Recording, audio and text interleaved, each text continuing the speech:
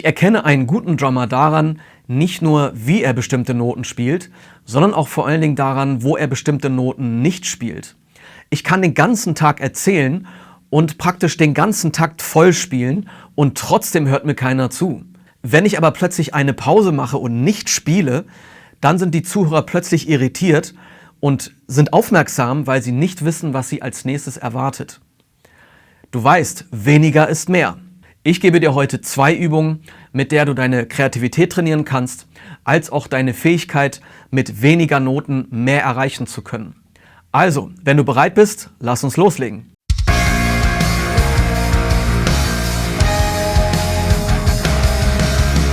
Hey moin, ich bin Aram von Groove Dynamics und schön, dass du wieder dabei bist und zuschaust. Du kennst das bestimmt, du möchtest gerne dich ausdrücken am Schlagzeug, du möchtest Spaß haben und dagegen spricht eigentlich gar nichts. Nur was passiert, wenn jemand zu dir kommt und dir zuhören möchte und du spielst so viel auf einmal, dass der andere eigentlich gar nicht mehr zuhören kann, weil er praktisch erdrückt wird von Noten, von dem, was du ihm eigentlich sagen möchtest. Und das ist nicht immer angenehm für den Zuhörer. Stell dir vor, du würdest ihn den ganzen Tag vollsabbeln mit etwas, was dich vielleicht interessiert, aber du lässt praktisch dem anderen, der dir gerade zuhört, keinen Raum für Fragen oder für etwas, wo er zum Beispiel dann auch etwas erzählen kann oder wie auch immer das Gespräch dann abläuft. Das heißt, wenn du Pausen machst in dem, was du sagst, was du spielst, erreichst du häufig viel, viel mehr beim Gegenüber, als wenn du viel, viel mehr erzählst und spielst. Wie das aussehen könnte und wie das klingen könnte, wenn ich die ganze Zeit den ganzen Takt voll spiele und eigentlich den anderen Bandmitgliedern zum Beispiel gar keinen Raum lasse, wäre das dann sowas hier.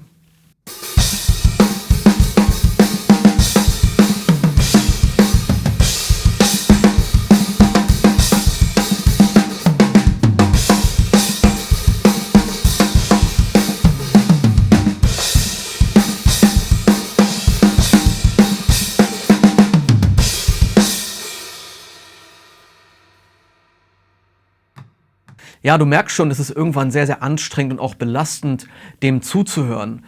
Ich kann keine Phrase erkennen, keinen Spannungsbogen, weil eben alles nur noch Lärm ist. Es ist nur noch vollgepackt mit Informationen. Und dadurch, dass eben Pausen fehlen, habe ich keine Möglichkeit, eigentlich diese Informationen mal kurz zu verarbeiten. Ich kann, wenn es jetzt ein Gespräch wäre, keine Frage stellen. Ich habe keine Möglichkeit, überhaupt nachzudenken, was möchte ich eigentlich für eine Frage stellen oder wie möchte ich auf das Gesagte erwidern. Und deswegen sind Pausen in der Kommunikation so unglaublich wichtig.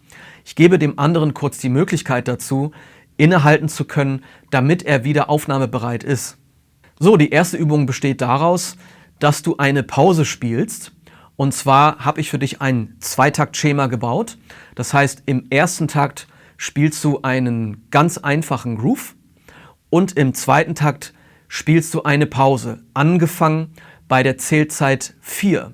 Und das verschieben wir immer nach jeder Wiederholung ein nach vorne. Das heißt, in der zweiten Wiederholung spielst du die Pause auf der Zählzeit 3 und dann im nächsten auf der 2 und dann auf der 1. Du verstehst das System.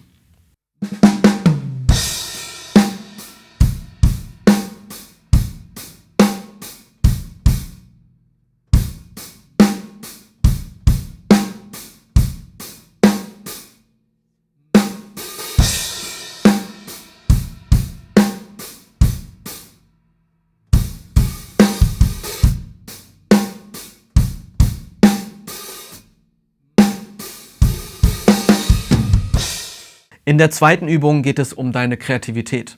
Wir nehmen wieder das Zweitakt-Schema, wo du im ersten Takt einen ganz einfachen Groove spielst. Hauptsache, du nimmst irgendeinen Groove, wo du jetzt nicht ständig darüber nachdenken musst, wie der nochmal ging. Im zweiten Takt darfst du nur die rechte Hand benutzen. Das heißt, du kannst spielen, was du möchtest, aber eben nur mit deiner rechten Hand.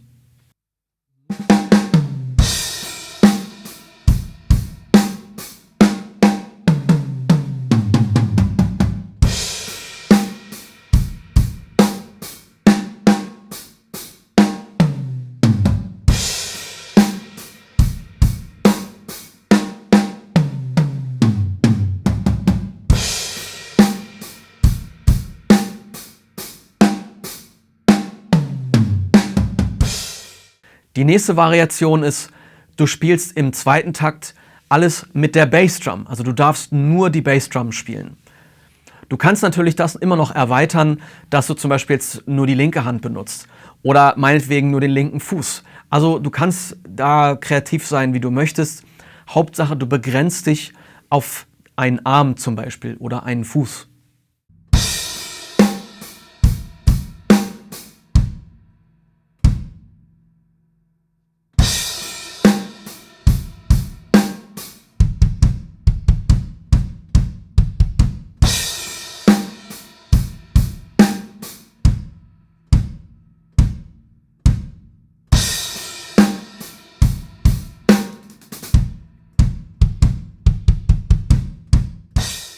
Jetzt ist es so, ein YouTube-Video zu schauen, wie du am Schlagzeug besser wirst, ist das eine und kann dir auch nur begrenzt weiterhelfen.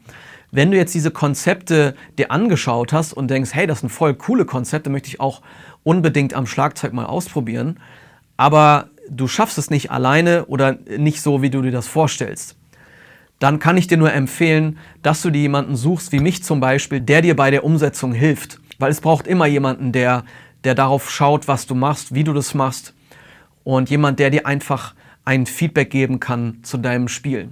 Es alleine zu machen ist fast unmöglich.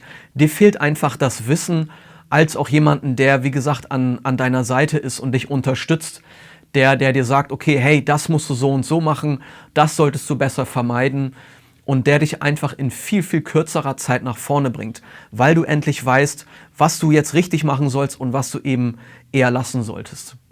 Wenn du Lust hast, mit mir zusammenzuarbeiten, damit wir dein Schlagzeugspiel und dich in viel kürzerer Zeit nach vorne bringen, damit du Zeit sparst als auch Geld, dann geh jetzt auf groovedynamics.de, schau dir gerne in Ruhe meine Website an und wenn du möchtest, stell mir gerne eine Anfrage für eine Probestunde, wo wir zusammen mal schauen können, wie ist eigentlich deine Situation, wie kann ich dir helfen und wie können wir dich auch nach vorne bringen. Also, wenn das für dich interessant ist, dann schau auf meiner Website groovedynamics.de vorbei. Ich freue mich auf dich. Wir sehen uns. Bis dann. Ciao, ciao.